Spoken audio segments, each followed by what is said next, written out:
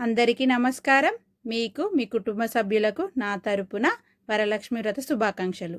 Hi everyone, నేను మీ Sandhya Rajender. Welcome to Sandhyaraj YouTube channel. ఈరోజు శ్రావణ శుక్రవారము మరియు వరలక్ష్మి వ్రతం కదా.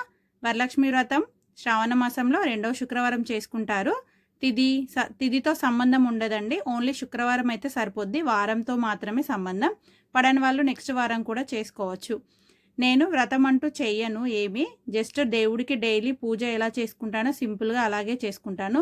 పూలు పండ్లు పెట్టి కొబ్బరికాయ కొట్టుకుంటాను. మా చిన్నోడు ఉంటే మాత్రం పూజ చేసుకొనివ్వడు. నేను పెడితే అగరబత్తులు అంటే నా చంకెక్కాడు. ఇక వాడితోనే పెట్టించాను. పూజ చేసుకొనివ్వడండి, లేదంటే దేవుడికి అగరబత్తులు పెట్టి హారతి ఇచ్చి నేను తీసుకున్నాను.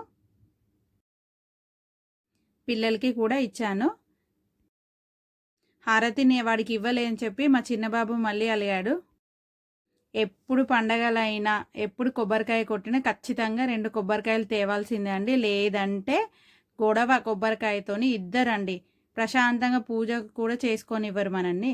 అందుకనే 2 కొబ్బరికాయలు ప్రతిసారి కొట్టిన ప్రతిసారి వాళ్ళు ఉంటే మాత్రం 2 కొబ్బరికాయలు ఖచ్చితంగా తెస్తాను. మేదాంశ ఫస్ట్ కొడుతున్నాడు.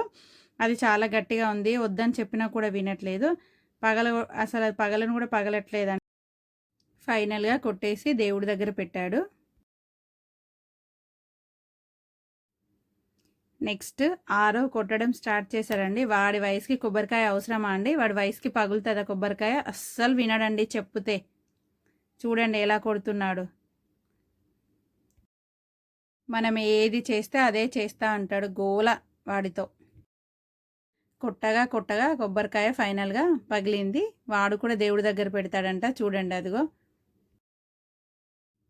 దేవుడికి మంచిగా దండం పెట్టుకొని ఆత్మ ప్రదక్షిణ చేశాను ఒక 5 రౌండ్లు. లక్ష్మీదేవి కరుణా కటాక్షం అందరికీ ఉండాలని, అందరికీ లాభం కలగాలని ఆ దేవుణ్ణి మనస్ఫూర్తిగా కోరుకుంటున్నా. ఇదండి నేను చేసుకున్న పూజ. డైలీ ఎలా చేసుకుంటానో అలాగే చేసుకుంటాను సింపుల్గా. ఈ వీడియో మీకు నచ్చినట్టయితే లైక్ చేసి షేర్ చేసి సబ్స్క్రైబ్ చేయండి. మరొక మంచి వీడియోతో కలుద్దాం.